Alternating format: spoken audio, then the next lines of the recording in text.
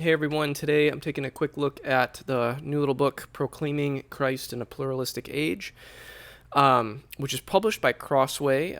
It's actually a repackaged version of some lectures from the year 1978 that J.I. Packer gave.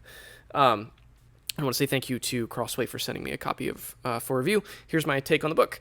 I'll take you through the main idea of it, the research behind it, which there's a lot to say on that, the readability of it, and then just some general reactions I had to it. So let's dive in. So the main idea of Proclaiming Christ in a Pluralistic Age is it's 5 lectures that have been kind of rediscovered and then put together in this single volume. These lectures were given at 2 universities in the year 1978, 2 different universities. I believe they were compiled together between the 2 Packer's appearances there. And they have this overarching theme of speaking of Christ in an age of increasing skepticism, especially intellectual skepticism. And so he explores different topics.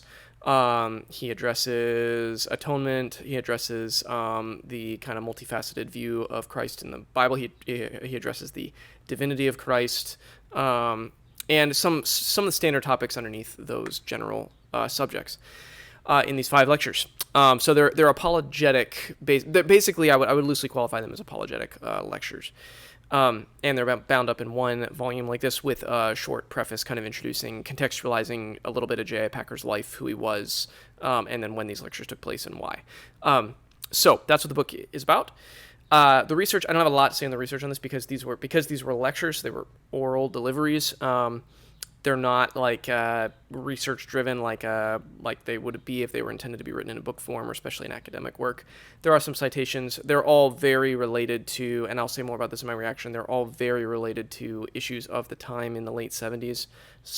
For example, some intellectual skepticism around the reliability of the New Testament at the time in particular ways, and a particular theological kind of speculation about Jesus' humanity in ways that were happening in the 70s that aren't quite what's happening now. There are some citations about like scholars who were writing in that time, and whenever they're referred to, they're captured there, but there's not a ton of research behind it. It's more of it's more like reading lectures, which is exactly what the book is. And then so the readability of it, I mean, this is like you zip right through this book. It's short because it was originally lecture form. They're super readable, super conversational.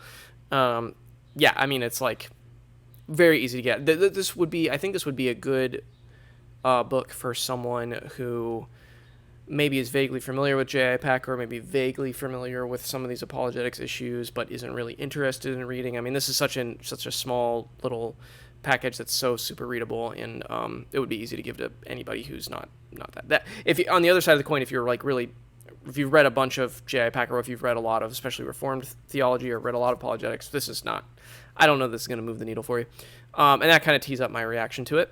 Honestly, my reaction to this was it was fine. I've not read a ton of J.I. Packer. I've not been a huge follower of his ministry or writing when he was alive.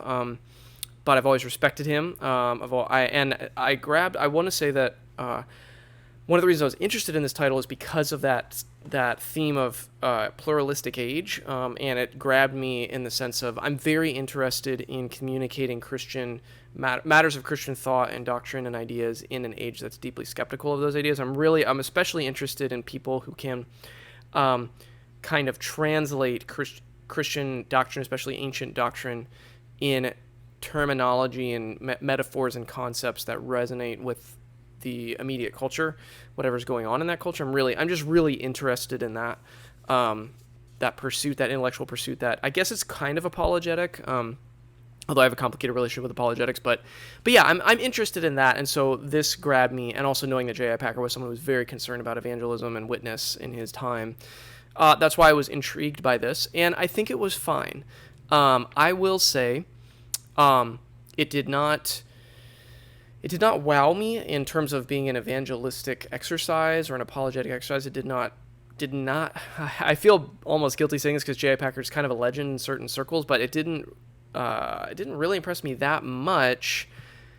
But what I want to say about it, and what is valuable about this book, if it's not so much the apologetics angle, it's more of the kind of an interesting historical study It's an interesting historical snapshot as to what was going on in the late 70s, and it's really interesting to compare that from then to now. So, for example, one of the lectures is on the humanity of Jesus, and he talks a lot about this kenosis theory of Christ's humanity, meaning that he like emptied himself of divinity and took on humanity, and he really has issues with that conversation and that particular theological idea.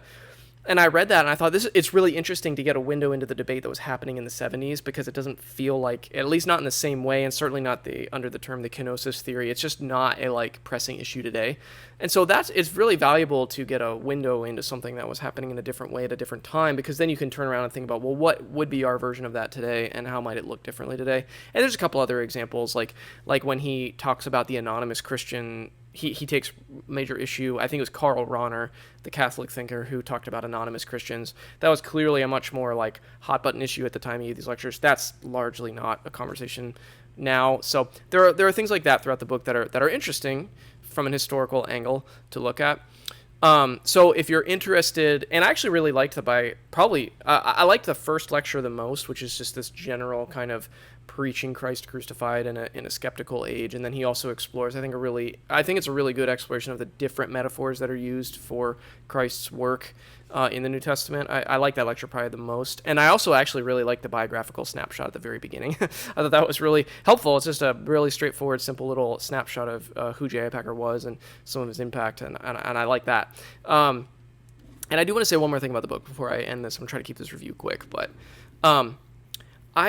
one thing I put the book down with, I had this overarching reaction, was like, this is a really interesting example of apologetics in an age that broadly is broadly biblically informed, or biblically literate would be the other phrase, and also thereby also just broadly persuaded to take the Bible seriously, which it feels like as you read these lectures, he takes for granted that people generally take the Bible seriously as literature and generally understand it. And so the problem is more skepticism about various nuances and nitty-gritty of these theological ideas. That seems to be the problem J.I. Packer's responding to, whereas I think that we're in just a wildly different setting now, where you can't even take for granted that the Bible is even worth knowing if you're trying to represent it to skeptical people. And so I think that we're just on wildly different cultural footing now, only just a few decades after these lectures were given. And that in itself is an interesting observation, but it also limits, I think, I think if these lectures were given today, I don't know that they would be that effective, or they would only probably be given just to Christians who are already primed to agree with a lot of Packer's kind of theological presuppositions. So that's an interesting, it's an interesting observation. It's an interesting thing to take from the book, but largely I thought it was fine. I thought it was it's such a quick read, so it's an interesting historical snapshot that doesn't take a lot of time to get into. But I wasn't really wowed or floored by anything that I read in here. So somewhat of a tepid reaction, but I think because it's so short, I'm still pretty glad I read it. And those are my thoughts on the repackaged lectures from J.I. Packer, Proclaiming Christ in a Pluralistic Age. Thanks as always for taking some time to watch.